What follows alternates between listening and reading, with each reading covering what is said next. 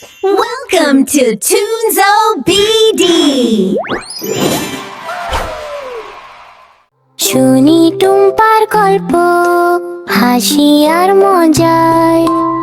এক সুন্দর শান্ত আর সবুজ বনে থাকতো একটি ছোট হাতি। তার নাম টুম্পা। সে অনেক ভালো ছিল, তাই সবাই তাকে ভালোবাসত। একদিন সকালে টুম্পা বনের মাঝে হাঁটছিল। বনের মাঝখানে একটি ছোট নদী বয়ে যাচ্ছে। নদীর ওপর ছিল একটি কাঠের সেতু।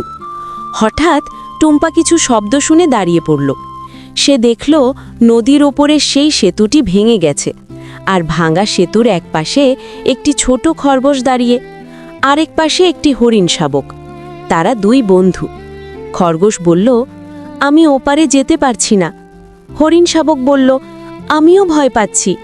টুম্পা ভাবল যে কিভাবে তাদের সাহায্য করা যায়।